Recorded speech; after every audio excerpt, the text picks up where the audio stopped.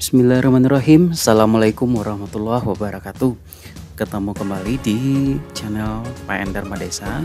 Kita akan melakukan pembahasan soal IPA untuk OSN tingkat kabupaten kota tahun 2018. Baik, bagi penonton yang baru menonton di channel ini, silahkan tekan tombol subscribe, like, and share, serta komen, dan jangan lupa aktifkan loncengnya supaya kamu mendapatkan notifikasi jika ada video terbaru. Baik, kita langsung saja ya.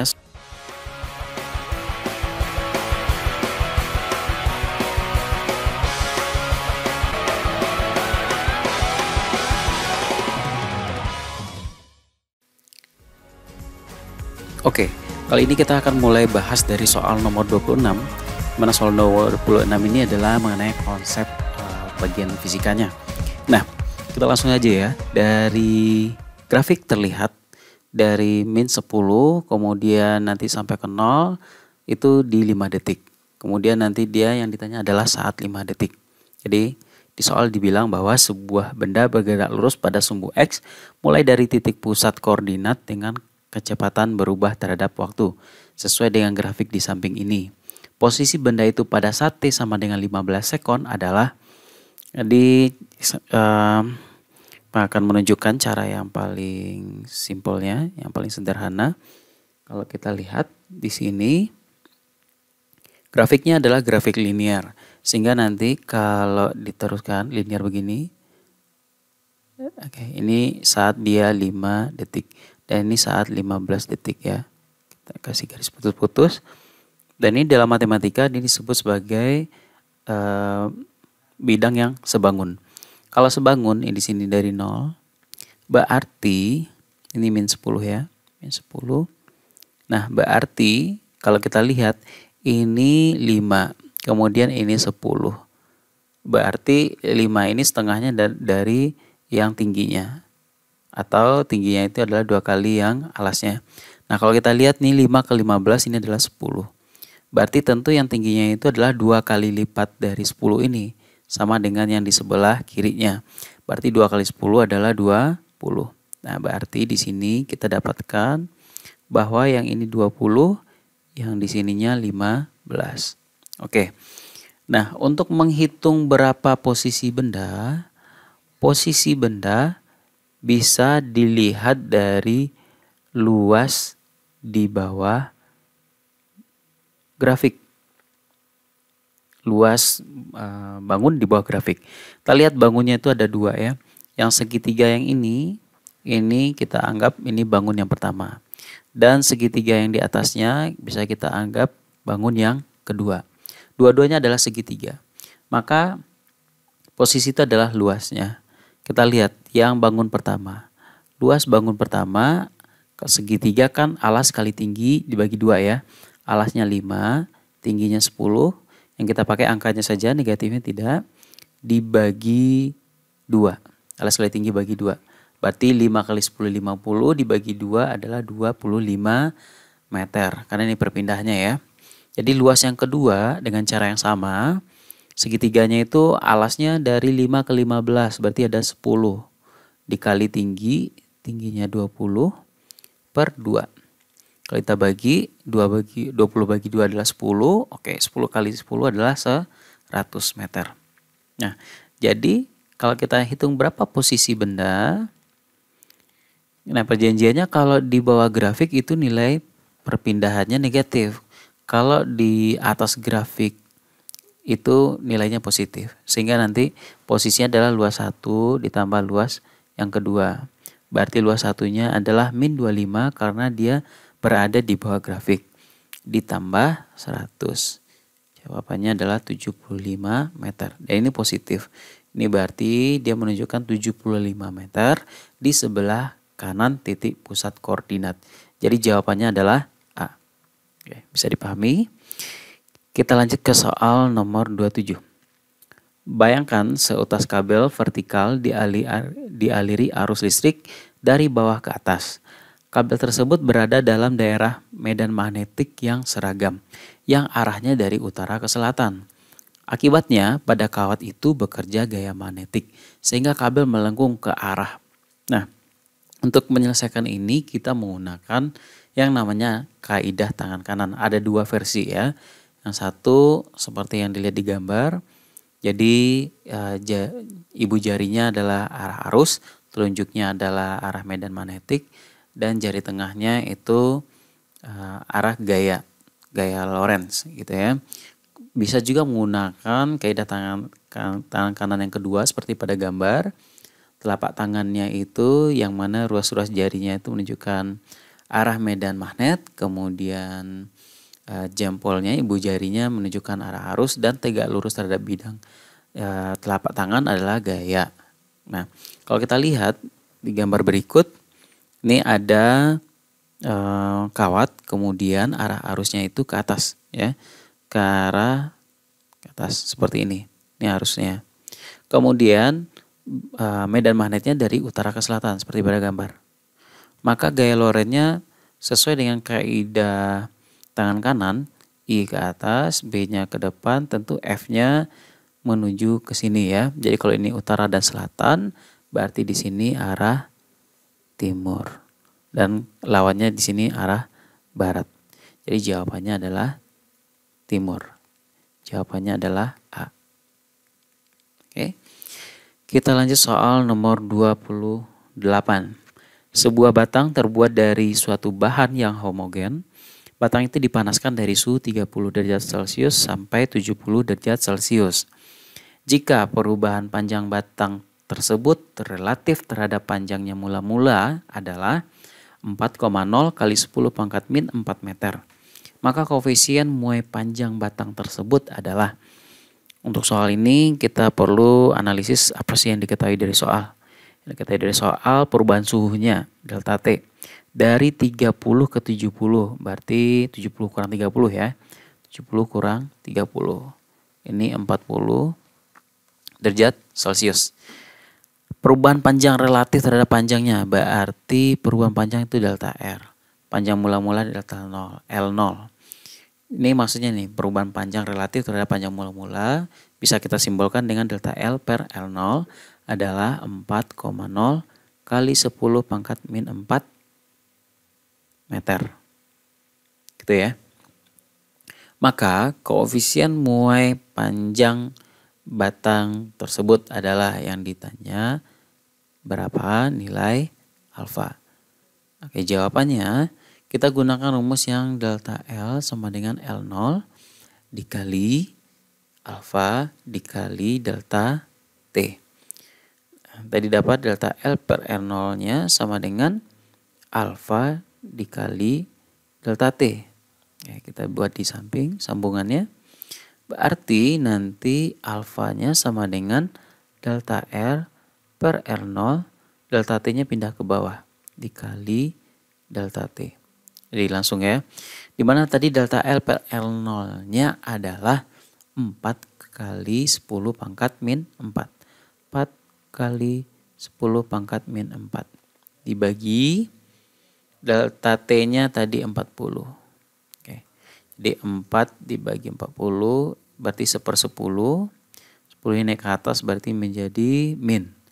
Ya, tanda positif menjadi negatif. Berarti ini 10 pangkat min 5 per derajat Celcius. Jadi inilah dapatnya alfa. Atau sama juga dengan 1,0 kali 10 pangkat min 5 per derajat Celcius. Berarti jawabannya adalah A. Oke, bisa dipahami ya. Kita lanjut ke soal nomor 29. Sebuah sampan bambu bermasa 20 kg ketika terdorong arus deras air sungai mengalami percepatan sebesar 1 meter per sekon kuadrat. Jika Pak Edi mendorong sampan di sungai tersebut dengan gaya 20 Newton tepat ke arah seberang sungai, maka sampan mengalami percepatan sebesar. Untuk menjawab soal ini kita perlu ilustrasikan, misalkan ini gambar sungainya nih. Oke. Kemudian ini sampannya Pak Edi nih. Ya, kita anggap beginilah sampannya. Sampannya Pak Edi ya. Nah, dia ada arus sungai. Arus sungai berarti arahnya ke sini ya. Ini percepatan sungainya adalah 1 meter per sekon kuadrat. Kemudian diceritakan di soal bahwa Pak Edi ini mendorong ke pinggir sungai, berarti ini tegak lurus dengan gaya sebesar 20 Newton. Ya. Dan massa perahu diketahui, massa sampannya diketahui 20 kg. Oke ya.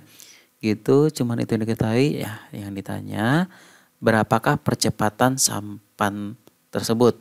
Jadi percepatan sampan di sini sudah ada dua. Yang pertama adalah sampan yang didorong, kemudian sampan yang terbawa arus sungai. Berarti ini ibaratnya yang ditanya adalah berapa percepatan resultannya. Nah, yang mana percepatan resultan? Kita bisa lihat di sini ya. Jadi di sini nanti akan menimbulkan A juga, namanya A perahu. Di sini A sampan. Maka nanti perahu dia akan bergerak menjadi seperti ini ya, seperti diagonal. Jadi perahu tidak akan persis sampai di atas ini, tapi perahu akan sampai di sini karena terbawa oleh arus. Ya, sekitar di sini. Jadi ini yang disebut sebagai A resultan. A resultan ini adalah gabungan dari A-nya perahu ditambah A-nya sungai. Jadi ini akar dari A perahu dikuadratkan ditambah percepatan sungai dikuadratkan. Ini yang kita gunakan nanti. Oke, kita sudah tahu itu tadi. Ini adalah akar dari A perahu kuadrat ditambah A sungai kuadrat. Kita perlu cari tahu dulu berapa A-nya perahu dari F-nya perahu dan massa perahu. Sesuai hukum Newton, F sama dengan M dikali A. Berarti A sama dengan F dibagi M. Jadi P-nya ini adalah perahu ya. Oke, kita masukkan F-nya itu 20. Kemudian M-nya juga 20. Coret-coret berarti ini 1 meter per sekon kuadrat. Inilah A perahu. Nah, ini besarnya kita masukkan ke sini nih. Jadi ini sama dengan A 1 kuadrat ditambah yang sungai juga 1. Berarti ini 1 kuadrat. Ini dapatnya 1 kuadrat kan 1 tambah 1 berarti akar 2. Berapa akar 2? Akar 2 itu sekitar 1,41. Ya, inilah A resultannya. Inilah A resultan. Jadi ini meter per sekon kuadrat. Jadi jawabannya adalah D. Oke. Silakan dipahami kembali nanti. Kita lanjut ke soal nomor 30. Bayangan suatu benda oleh sebuah cermin lengkung berjari-jari 40 cm adalah sama tegak dengan benda yang memiliki perbesaran sebesar 0,4. Jenis cermin dan jarak antara benda dengan cermin tersebut adalah di sini dibilang dia cermin lengkung, jari-jarinya 40. Arti yang kita ketahui adalah R sama dengan 40 cm. Otomatis F-nya akan separuh dari jari-jari ya. Separuh dari jari-jari berarti separuh dari 40. Berarti ini 20 cm. Tapi kita belum tahu apakah dia cermin cekung atau cermin cembung. Perbesaran diketahui nih, M-nya sama dengan 0,4. Yang ditanya ada 2. Yang pertama, apakah jenis cerminnya? Kemudian, berapa jarak benda dengan cermin? Berarti yang ditanya S. Oke, di sini lihat ada di sini dibilang sama tegak. Nah, kalau bayangannya tegak ya. Bayangan tegak itu hanya bayangan maya. Karena bayangan nyata itu selalu terbalik.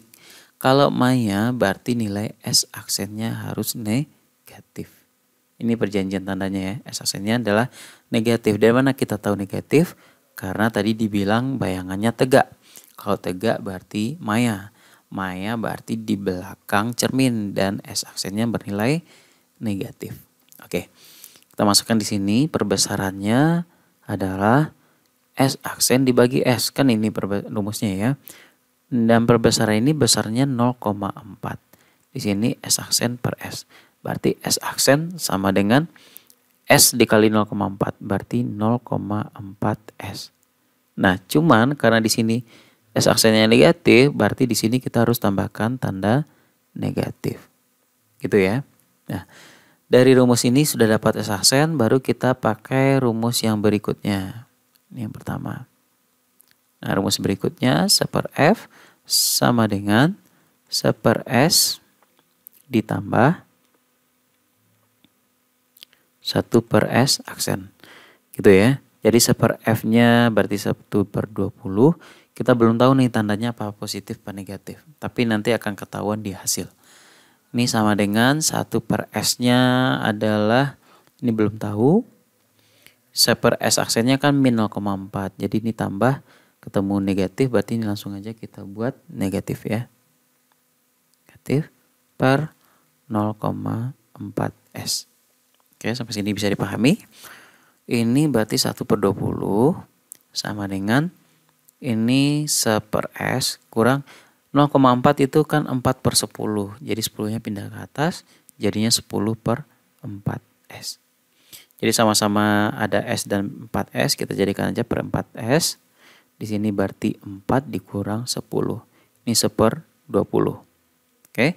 Yang bisa disederhanakan adalah 20 bagi 4. Berarti di sini 5. Ini S kali 1 S. 4 dikurang 10 min 6. Kali 5 berarti min 30. Satuannya sentimeter. Dan kalau kita lihat jarak kan tidak mungkin negatif.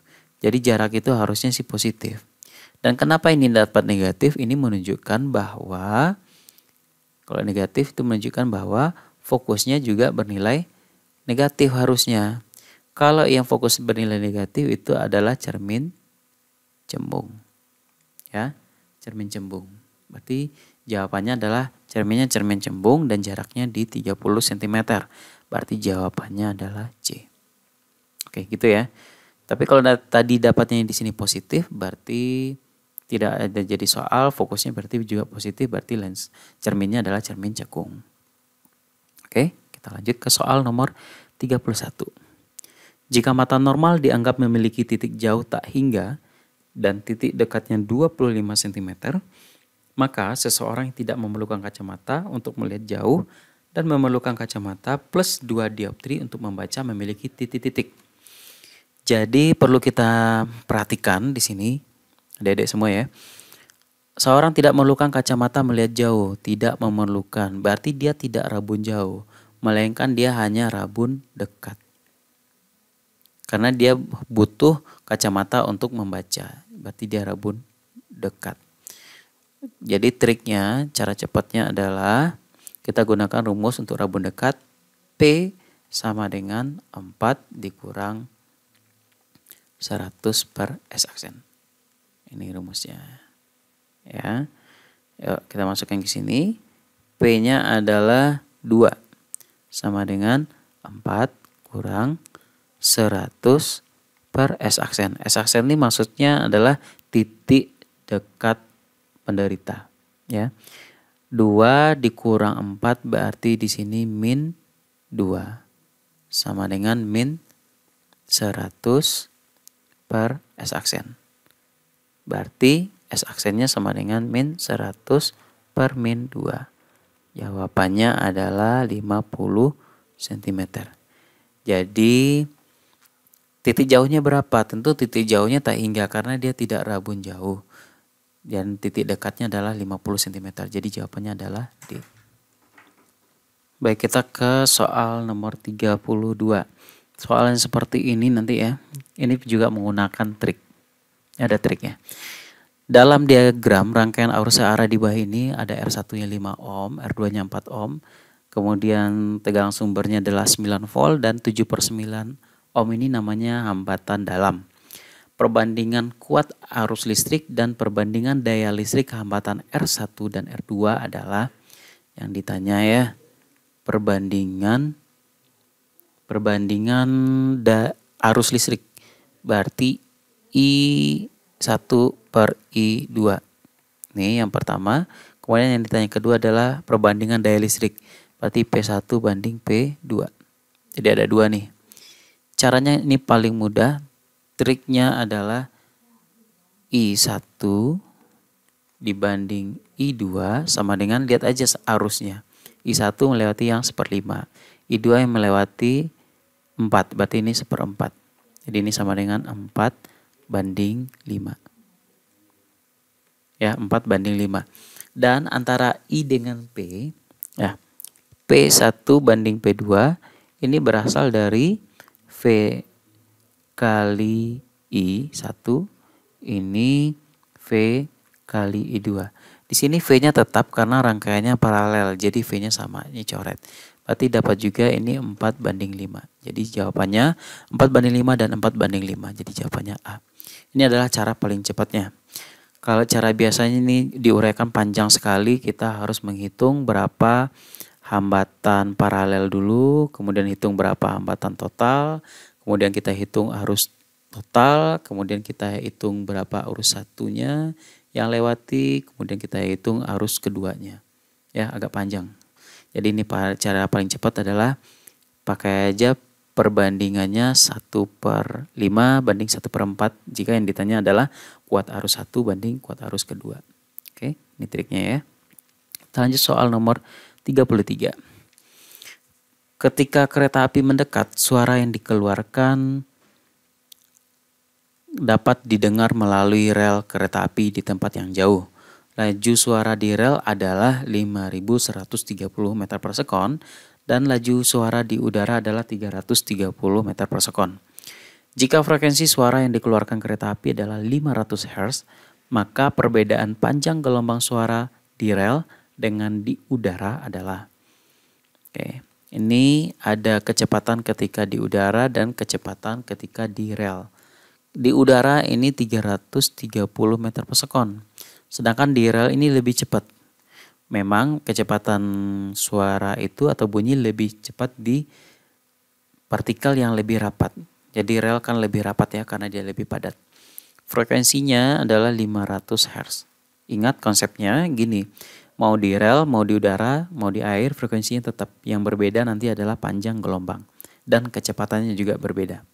Tapi frekuensi tetap ya, energinya tetap. Yang ditanya perbedaan panjang gelombang suara di rel dengan di udara, berarti lambdanya di rel dikurang lambdanya di udara. Jadi kita bisa nuliskan seperti itu. Oke.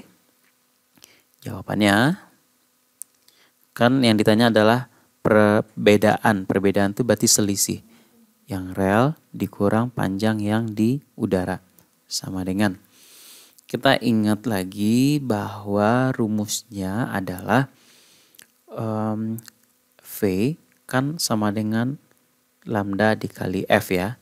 Berarti lambda sama dengan V per F. Kan ini rumusnya. Berarti ini kita masukkan V per F dikurang V per F. Begitu. V-nya di sini V yang di rel, ini yang udara. Di sini F-nya tidak perlu dikasih karena frekuensinya sama. Oke, bisa dipahami? Ini karena sama, F-nya adalah 500 Hz. Langsung aja. V di relnya adalah 5.130 dikurang 330. 5.130 dikurang 330 berarti 4.800 per 500. Coret nolnya, coret nolnya. Sisanya 48 bagi 5. Dan 48 dibagi 5 itu cara paling gampangnya adalah 48-nya kali 2. Kan 96 ya. Bagi 1. 9,6 berarti. Meter. Jadi jawabannya adalah B. Oke. Lanjut nomor 34. Sebuah batang baja dan batang besi dengan panjang masing-masing 1 meter dan luas penampang yang sama bersambung seperti pada gambar. Temperatur di ujung-ujung batang baja dan besi berurutan adalah 20 derajat Celcius dan 100 derajat Celcius. Koefisien konduktivitas panas baja dan besi berturut-turut adalah 17 dan 75 watt per meter Kelvin. Temperatur bagian besi di daerah A yang berjarak 25 cm dari sambungan adalah, ini berlaku nanti laju aliran kalor Q per T-nya sama untuk di baja dan besi ya. Jadi laju aliran kalor itu disebut dengan Q per T. Yang mana rumusnya adalah K kali delta T dikali A dibagi L. Ini rumus untuk laju aliran kalor. Silakan lihat bukunya lagi ya. K-nya adalah konduktivitas termal, delta T-nya adalah perubahan suhu, A di sini adalah luas penampang, dan L adalah panjang batang. Oke. Kita analisis dulu yang gambar pertama ya. Pertama ini begini kurang lebih. Ini masing-masing 1 meter nih. Ini juga 1 meter kan. Kemudian di sini ada baja yang ini 20 derajat Celcius. Di sini 100 derajat Celcius. Tentu nanti di sini ada T campuran. Ya. Kemudian di sini konduktivitas termalnya adalah 17, sedangkan di sini konduktivitas termalnya adalah 75. Oke, pakai prinsip ini tadi. Pada soal-soal seperti ini berlaku Q per T untuk yang di baja sama dengan Q per T untuk yang di besi. Berarti ini rumusnya K kali delta T kali A per L sama dengan K kali delta T kali A per L. Ini untuk yang besi, ini untuk yang baja. Tapi karena di sini dibilang bahwa luas penampangnya sama dan masing-masing 1 meter, berarti luasnya bisa dicoret. L-nya bisa dicoret. Tinggal K-nya di sini yang baja, ini yang besi. Ya, ini baja, ini besi. Oke, kita lanjutkan di sebelah sini. K baja adalah 17. Delta T-nya tentu kalau di sini 20, ini TC, berarti suhu yang tinggi adalah TC dikurang 20. Karena delta T itu adalah suhu tinggi dikurang suhu yang rendah. Ini sama dengan K besinya adalah 75. Nah, perubahan suhunya tentu dari TC ke 100. Tentu kita nulisnya harus yang tinggi kurang yang kecil. 100 kurang TC ya, bukan kebalikannya, bukan TC kurang 100. Oke, karena suhu campuran pasti di antara 20 dan 100 nantinya begini. Oke, kalau kita bagi 17, 75 ini nggak bisa, berarti kita harus kalikan semuanya manual. Berarti ini dapatnya adalah 17 kali TC, 17 TC, dikurang 17 kali 20, ini 340. Sama dengan 75 kali 100, ini 7.500. 75 kali TC berarti 75 TC. Kita gabungkan yang TC sama TC, pindahkan TC-nya ke ruas kiri berarti jadi tambah 75 ditambah 17. Ini 2, 1, 8, 9, 92 TC ya. Sama dengan min 340 dipindahkan ke ruas kanan berarti jadi tambah 7.840. Berarti TC-nya dapatnya 7.840 dibagi 92. Ini hasilnya sekitar 85,21 derajat Celcius. Nah, inilah suhu campuran di antara besi dan baja. Ya, ini dapatnya 85. Dan ini 100. Nah, kalau kita lihat besi itu di antara 85 100. Kalau optionnya yang di atas 85 kan cuma 90.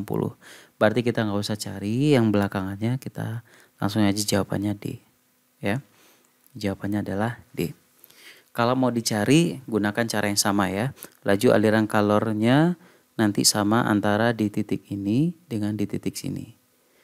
Nanti hasilnya akan dapat juga D. Kita lanjut soal nomor 35. Sebuah batang tegar homogen yang masanya diabaikan dan panjangnya 30 cm dipasang pada sebuah penumpu dengan titik tumpu berjarak 10 cm dari ujung sebelah kiri. Pada ujung kiri batang dipasang beban 50 gram dan pada ujung kanan batang dipasang beban 100 gram. Besar arah dan posisi sebuah gaya yang harus diberikan pada batang supaya batang seimbang pada posisi horizontal adalah. Jadi kita buat gambarnya untuk membantu. Ada batang ya, gini. Batang. Dan ini ada titik tumpu. Batang ini panjangnya 30 cm. Berarti 30 cm ya. Berarti ini yang 10 cm. Ini yang 20 cm. Di ujung batang ini ditaruh berapa nih? 50 gram ya. 50 gram di ujung kanan. Di ujung kiri. Berarti sini 50 gram. Dan di ujung kanan dipasang 100 gram. Dari 50 gram 100 gram. besar, arah, dan posisi sebuah gaya yang harus diberikan pada batang. Oke. Supaya seimbang. Jadi syaratnya seimbang, yang kiri dan kanan harus memiliki torsi yang sama, namanya ya, torsi. Torsi itu adalah perkalian dari gaya dikali jarak terhadap poros. Jadi kalau kita uraikan gayanya, torsinya ini tentu memiliki gaya berat ya, W. Di sini juga tentu memiliki gaya berat. Jadi syaratnya seimbang.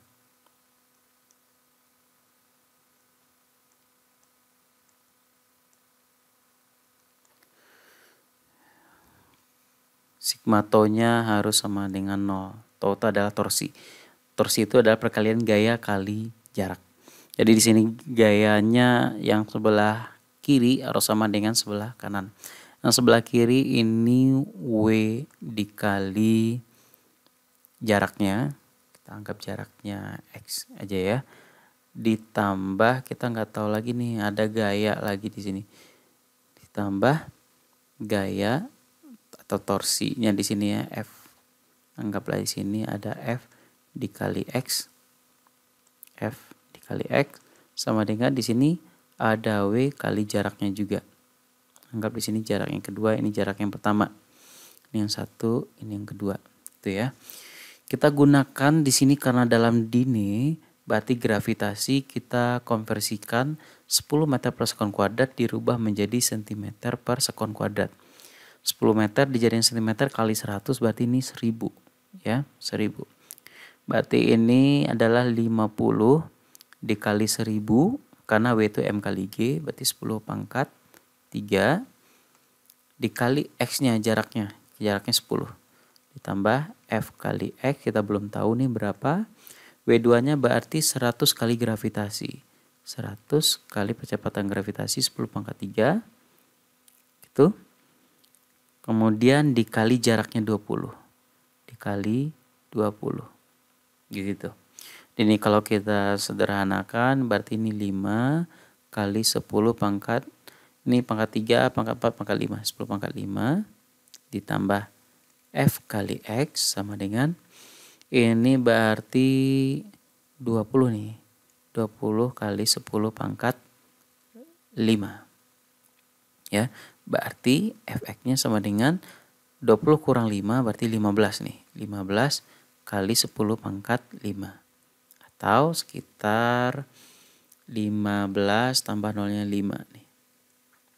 Ya, 1.500.000 ya. F kali X-nya adalah 1.500.000. Nah, yang mana di jawabannya yang perkalian gaya dan jaraknya 1.500.000? Berarti komposisinya adalah 300.000 dikali 5 ya. 300.000 kali 5. 5-nya adalah sebelah kiri dari titik tumpu.